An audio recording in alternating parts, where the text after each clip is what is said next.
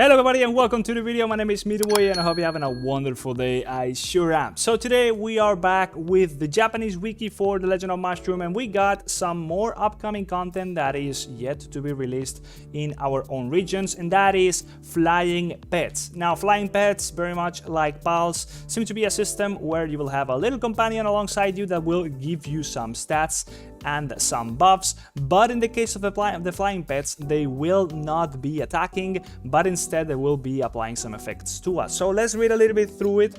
Now flying pets are looking mighty fine, but I mean, yeah, for sure there's gonna be a new slot. Apparently there's gonna be a new dedicated equipment slot for this one, so you might expect them to show up somewhere within your UI. By the way, it is not this one slot right here that is for the marriage system. We already talked a little bit about that, so I wonder where that is going to be. Maybe it is somewhere like within the PAL section, I don't know. We'll have to see about that. Anyways, let's read a little bit through it as we just go and level up some stages here in the Legend of Mushroom. So you can select flying pets to participate in battle. Flying pets will activate buffs and debuff skills during battle, but they cannot attack or be attacked, as I mentioned. Each flying pet has the 4 active moves that provide buffs and debuffs to the user during battle. So they don't actually attack, they give you buffs, or they apply debuffs to the enemy. That is probably a lot more significant than just the pals we have right now. Now flying pets rarely mutate at birth, so it's gonna be a little bit like a Tamagotchi system. If you've ever played Tamagotchi, you're gonna be breeding the pets and getting new pets that mutate and stuff, so that's gonna be pretty cool. Anyways, after mutation you will get an additional mutation skill separate from the remaining 4 skills, so you can have a different amount of skills. Higher tiers will have more. We'll see about that in a second. So flying pets have basic attributes, and when they participate in battle, they grow according to their level and stage and give the user basic attribute bonuses. So you can just expect to get like increased bonus attack, increased defense, increased health, just like always, and maybe some of the stuff like combo damage. We'll see. You can feed your flying pet, and its primary skill and skill values will be enhanced every 10 levels. Okay, so you just level it up. Resetting a flying pet levels covers 80% of the materials, so basically you just get refunded 80% of the stuff you spent into it, and a certain amount of additional texture, whatever texture is translated from, depending on the flying pet's quality. So maybe a different currency. I don't really know. So this is what getting a flying pet is going to be like. Apparently ship can fly now. Anyways, you just have this little scene section where you pop an egg, and basically you're gonna be breeding your pets. You're gonna be putting them together. There's gonna be a bit of a cooldown, and eventually an egg will show up, and then that egg will hatch, as you can see here, hatching the magic egg, and eventually that egg will hatch, and yeah, it will just show up. So as it says here, the higher the quality of the egg, the higher the probability of hatching a high quality flying pet. You can also instantly hatch the egg by simply holding it down, so you probably use some resources to it. But here it says, if you select the flying pet for breeding, you wait a certain period of time, you can raise higher quality magic eggs. So if you put together higher tier pets, right, the higher the quality of the flying pet, as it just says here, the higher the chance of eggs appearing. So you are not guaranteed to have an egg if you hatch the flying pets, but the higher the quality, the higher the chance of getting an egg. I mean, okay.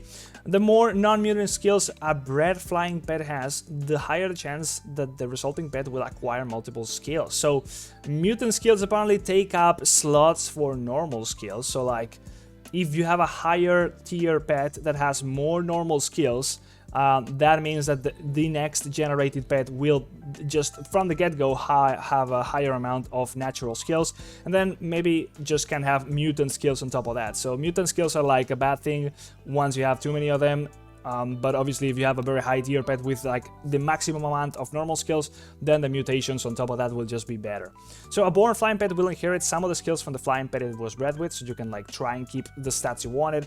And mutant skills cannot be cultivated or inherited, so they're just like once you get them, that's it for that pet, and then you just gotta get them again randomly if you have the ones you desired. The generation number of flying pets obtained by breeding will be the generation number of a larger flying pet plus 1 among the flying pets that are bred. So the larger the generation number, the longer you take to cross. I don't really understand that too much. So yeah, you probably just have like a system where depending on the highest tier pet you have before, you're gonna be able to breed one higher than that, and you cannot just jump several tiers. That's what I'm reading here.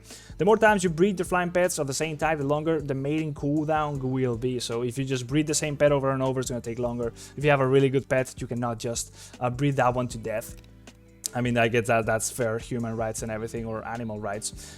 New eggs can be obtained by breeding flying pets, and the mating has a time cooldown for each grade, right? So we already talked about the egg. Now there is a system here, just like the parking wars. It says it's possible to specify pairing application conditions like parking lot.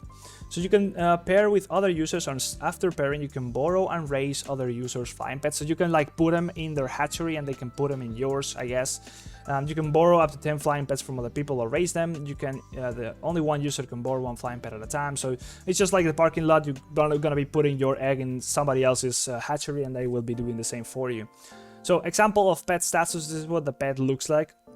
At least the stats in Japanese. Formation effects are applied randomly even for the same type. Careful selection is required. So obviously, just like the gear, the stats will be random, and the pet status is directly added to the player's own status. Okay, so if it has health, attack, and defense, that's gonna be added onto you. And then the flower might just be crit chance. So that is pretty cool. You just get those flat stats onto you like a piece of gear. So it's actually not bonus health, it's actual health stat, attack stat, and defense stat. That is pretty damn strong, to be fair.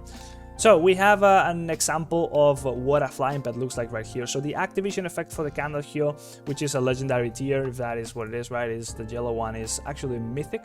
So deals 240% area skill damage 5 times every 11 seconds. That is quite a lot. And the first activation occurs immediately after the battle starts. Okay, so you have formation effects from the different tiers. You can have one from the yellow tier, own boss damage reduction plus 2.5% own boss damage reduction, so you take less damage from the boss. That's what I'm reading.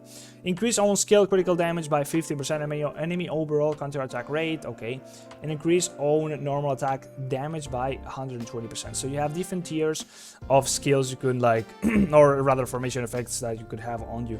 Maybe you can pair different types, and that is what the formation effect means. Like you can have different types of the same and activate the formation effect. Not too sure here.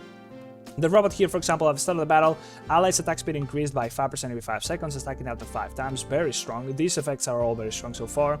Yellow item, anyways, here you see increases the attack of flying pets information by 10%, status attack plus 10%, 6 to 7. I don't know what that really means, to be fair. And an SR tier, here we have a higher tier pet apparently.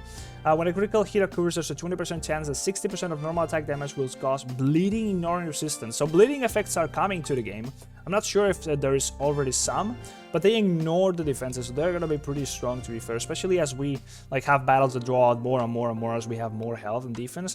But it could be just the case that the game, even if we have higher values, we just blow up each other up immediately. Anyways, formation effects, we have a blue one, critical damage addition 75%, that is a lot, and minus 20% defense of flying pets. Okay, I mean, why would flying pets have defense and you cannot attack them? Anyways, there's a little supplement here what it says. There are ranks of flying pets, and it has been confirmed that there are ordinary, high class, and rare. So just like everything in this game, there is tiers to it. There are several types of flying pets in each rank, and the main skills are the same depending on the type. So just like pals, they have skills 1 to 4 randomly when they are born. Skills also have rarities from normal to very rare. Okay, so you can just get higher tier skills, and then skills have rarities and enhanced types. And the buffs are thought to be the same for the same enhanced types with the same rarity, right? So, yeah, that's really all there is that I have for you about flying pets. I don't know when this will be coming to our servers, but they do look interesting. It definitely looks like it's going to be a big power-up, and there's going to be probably a whole range of different pets, although we can only see 3 different types of flying pets right here of the blue tier, so maybe there's not that many. In any case, I'm definitely looking forward to this system being introduced. Now, before you go, if you haven't done so yet, you should definitely be checking out Aptoide. Now, Apptoid is basically a platform where you can download apps from, just like Google Play or the App Store for iPhone. And in this case, it only works for Android phones. And basically, you can download the Legend of Mushroom from it. And when you do so and you try to make any payment in the Legend of Mushroom or any other Android game for that matter, as well as an emulator on your PC, you're going to be able to earn cashbacks or just bonuses whenever you make purchases. For example, right here, you can see when I use my credit card for this purchase, I can get a bonus of 14 cents because that is based on the percentage bonus that I have unlocked. So you can get from 10 10% all the way up to 35% bonus. You can increase that with things like, for example, using my code is going to be on the screen, as well as down in the description. That's going to get you an extra 5% from the get-go. And then you can scale that bonus up by participating in active events within the AppCoins wallet, as well as by just making more purchases, and it can go all the way up to 35%. So basically, whenever you make the purchase, you get extra value for your money in the form of a bonus set of AppCoins credits, and then you can use those AppCoins credits to make the purchase for you once you have enough, and you can just use them up instead of using your real money, so you can get the thing for free. Really, it's just like that. You can get a discount in further purchases, as you can see. You can think about it like that. Once you spend money right now, you will just get stuff for free or maybe cheaper down the line. You can consider it that way, right? So let me know how, if you actually use it. You got guides down in the description on how to set it up on your phone as well as on an emulator on your PC. So if you got any questions, drop them down below in the comment section. Like, subscribe, and I'll see you in the next video. Bye-bye. See ya.